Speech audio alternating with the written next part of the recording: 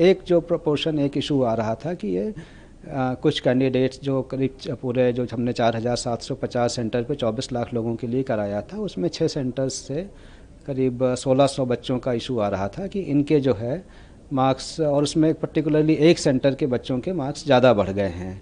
तो उसके लिए एक हमने कमेटी बनाई थी, ग्रीवांस रिड्रेसल कमेटी। जो बच्चे कोर्ट गए थे कि उनका टाइम लॉस हुआ, उनको कंपनसेट किया जाए या रीटेस्ट किया जाए। तो कमेटी ने रेकमेंड किया था कि इनका जो टाइम लॉस हुआ, इनको इस फॉर्मूले के तहत जो एक पहले किसी अपेक्स कोर्ट के जजमेंट में था, उसके तहत इनको कंपनसेट कर दिया जाए। तो उसके बेसिस पे रिजल्ट इशू हुआ। अब जो है इसमें एक सेंटर से ज़्यादा आ रहे हैं बच्चे, इस तरीके का इशू है। तो इन सबको जो हमारी कमेटी थी, उनको जो रिकमेंडेशंस दी थी, उनको फिर से हमने एक हाई पावर्ड कमेटी बनाई है। एक रिटायर्ड जो यूपीएससी के चेयरपर्सन हैं, उनकी अध्यक्षता में वो इनको पूरा इसको देखेगी और जो ये इश्यूज हैं 1,600 बच्चों के 6 सेंटर के, और उनको उसके बारे में अपनी रिकमेंडेशन देंगी। और जो पूरे मतलब 23 लाख बच्चों का है और ये जो 1,600 बच्चे हैं, इन दोनों को आश्वस्त यही किया जाता है कि एग्ज़ाम जो कंडक्शन हुआ वो पूरी तरीके से अच्छा हुआ, कहीं पे कोई इंटीग्रिटी कंप्रोमाइज़ नहीं हुई है। जो इशू ये 1,600 बच्चों के कंपनसेटरी मार्क्स देने का है, इसको रिविजिट करेंगे और जो कमेटी रिकमेंड करेगी उसके आधार पर निर्णय लेंगे।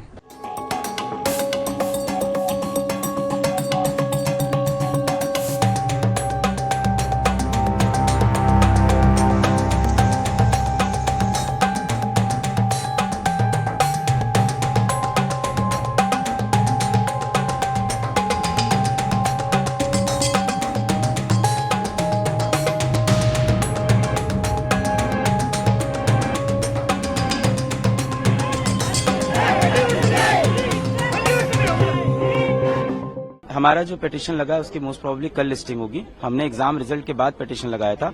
आज जिस पे बात हुई है वो पिटीशन पहले से लगा हुआ था, वो एग्जाम रिजल्ट से पहले 1 जून से लगा हुआ था, तो उस पे आज हियरिंग हुई है। हमने एग्जाम रिजल्ट के बाद किया है। ये जो आज मुद्दा जो लिस्ट हुआ है, जिसपे आज बात हुई है, वो एग्जाम रिजल्ट का पहले का है। उसमें सिर्फ पेपर लीक की बात हुई थी, क्योंकि पेपर लीक तो सबको पहले से पता था हुआ है एग्जाम रिजल्ट के। एग्जाम रिजल्ट आया तो पता चला और भी प्रॉब्लम है कि ग्रेस नंबर दिया है, डिस्पेरेंसीज हैं, ट्रांसपेरेंसी की प्रॉब्लम है। वो मुद्दा जो है वो हम कल लिस्ट होगा हमारा। तो क्या उम्मीद है सुप्रीम कोर्ट से? आज तो सुप्रीम कोर्ट ने कोई राहत नहीं दिया, काउंसलिंग कंटिन्यू। बिल्कुल नहीं, बिल्कुल राहत, इस चीज में कोई राहत नहीं। उन्होंने बोला नहीं, हम काउंसलिंग को होल्ड पे नहीं डालेंगे, पर एनटीए से जवाब मांगा है। उन्होंने जो ये बोला है sensitivity of the exam is compromise, ये दिखा रहा है कि हाँ कहीं ना कहीं एग्जाम की जो पूजनीय स्थिति थी उसमें कोई कॉम्प्रोमाइजेशन हुआ है, और एनटीए से एक ऑफिशियल जवाब मांगा है। पर ये मुद्दा सिर्फ पेपर लीक के बारे में था। हमारा जो मुद्दा है वो पूरा ग्रेस नंबर के अराउंड, ट्रांसपेरेंसी के अराउंड और पेपर लीक दोनों के अराउंड है। तो वो मुद्दा कल आएगा, तो I think honourable supreme court को हम लोग और चीजें प्रेजेंट करेंगे जो अभी शायद हाईलाइट नहीं हुई हैं।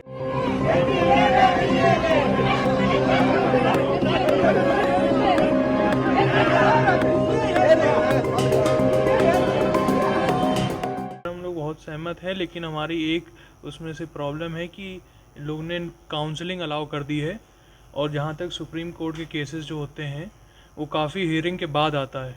और मेरा ये सोचना है कि अगर हियरिंग 2-4 बार और हो गई तो ये लोग काउंसलिंग पूरी कर देंगे, बच्चों को सीट अलॉट हो जाएगी मेडिकल कॉलेज में। अगर सीट अलॉट होती है तो बच्चे वापस आने से कतराएंगे, और वो लोग गवर्नमेंट में नहीं चाहेगी कि उनसे सीट वापस ले।